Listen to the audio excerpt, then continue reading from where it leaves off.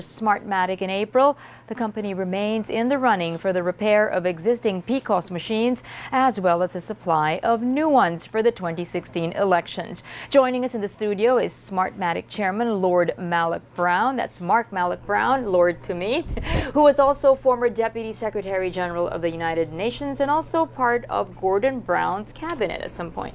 Mark, thanks for joining us this morning. Pleasure. How would you describe the nature of your chairmanship of Smartmatic? Do you see yourself taking a very active role, an executive chairman, if you will? Well, I'm very involved. I work out of their head offices in London.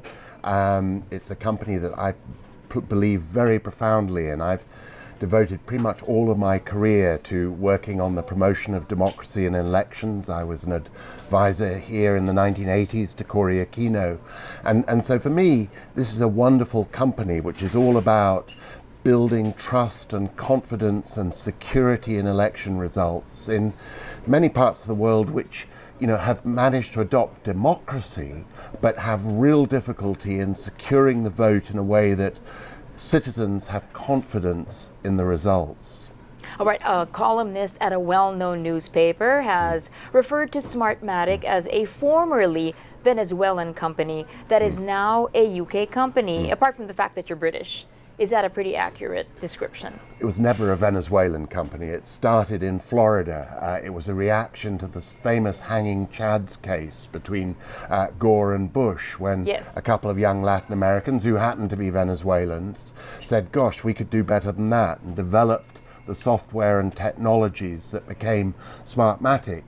It's done elections in Venezuela. It does elections all over Latin America, because Latin America is a region with a considerable similarity to the Philippines, a history of disrupted and thwarted elections in the past, and it's in Latin America that there's been the greatest adoption of these systems, precisely because people trust machines to count fairly and not to get into the sort of abuse that has happened with hand counting systems in Latin America in the past. All right, Mark, you press a very hot button there when you say there's confidence in an automated system. In 2009, a New York Times editorial actually called the voting machine business broken. That's in their word.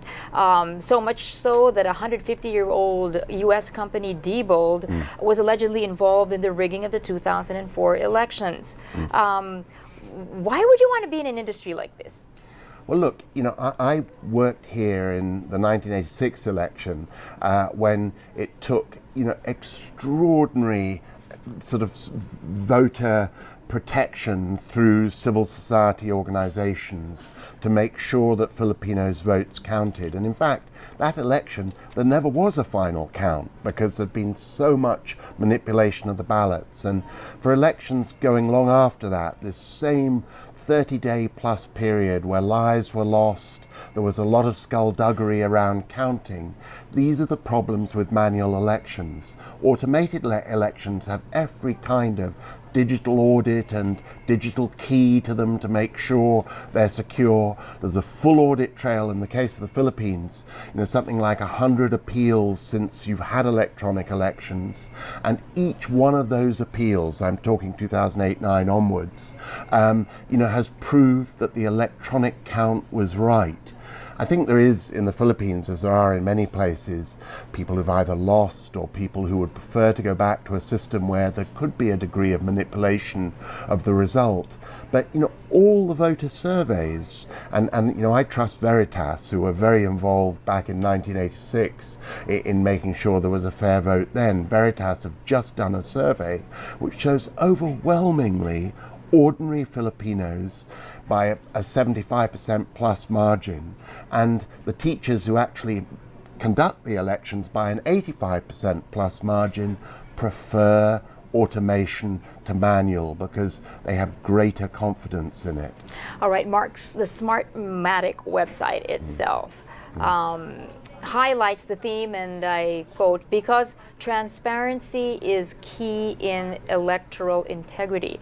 Now, here and abroad, Smartmatic has had its issues over transparency, credibility, and integrity. Under your stewardship, how do you expect to handle that in the court of public opinion? Well, look, this is a company which has counted nearly 1.5 billion votes, worked on 3,000 plus elections of different kinds. It is the world leader in this industry. It has about 50% of the international election market. So, you know, it's a company which is in a very controversial business, because there's always a winner and a loser on election day, and the loser's always going to cry foul. So the way we protect against that, before I became chairman and now I am chairman, is to absolutely make sure that our systems are watertight, that they are transparent and open to civil society and to the political parties to check and audit the results, that there's a full paper trail, that every vote has a paper copy as well as an electronic copy, so it can be hand recounted if necessary. Only through that absolute commitment to those sorts of audit arrangements will we retain trust in what is admittedly a controversial business. Wait, still stretching that idea on credibility and integrity, you did unequivocally point out here that Smartmatic has never been a Venezuelan company, but correct me if I'm wrong, the chairman that had preceded you was a Venezuelan, Yeah. and in fact, allegedly, Smartmatic had ties with the late former president of Venezuela, Hugo Chavez. How do you explain all of that? Well, you know, I think the big word is allegedly. The former chairman, who is still CEO, so still very involved in the business, leads it in fact, you know, was a resident of Florida when these systems were designed. The company has never been a Venezuelan company. Hugo Chavez has never had a single share in the company. And, you know, the fact that these allegations are thrown at it again goes to the fact that, you know, voting is one of the key things. The winners and losers of elections have huge amounts at stake, and they'll throw mud if they think it's going to kind of tip the thing their way. And therefore for us, the issue is to retain the trust of the actual voter, the citizen. And I think we do, by all accounts, and the Veritas poll out in the last few days is just further confirmation of that. We succeed in doing that, and I think you probably know, I mean, Comelec itself, the election body here, you know, its own standing and confidence in it has gone up dramatically since it adopted Smartmatic's automatic systems. All right, Mark, let me play devil's advocate here, okay? The question on people's minds, why is Smartmatic even still here in the Philippines? After reports that it had violated provisions of the election automated law, number one, for example, that it was never supposed to be allowed to bid in the 2010 elections because it did not actually own the software. Dominion Voting Systems owned the software. Plus the difficulty which Smartmatic had to put the Comelec through just in order to access the source code. Issues like that. Your thoughts? People say we should not be subjected to Smartmatic again this time around. Well, look, I think that's competitors who say that. You know, the fact is, yes, part of our technology is licensed from Dominion, but you tell me a large technology company which isn't using, in part, licenses from other companies, and we have a license for the international use of that particular piece of the technology that we employ. But, you know, we are a manufacturing and technology R&D company.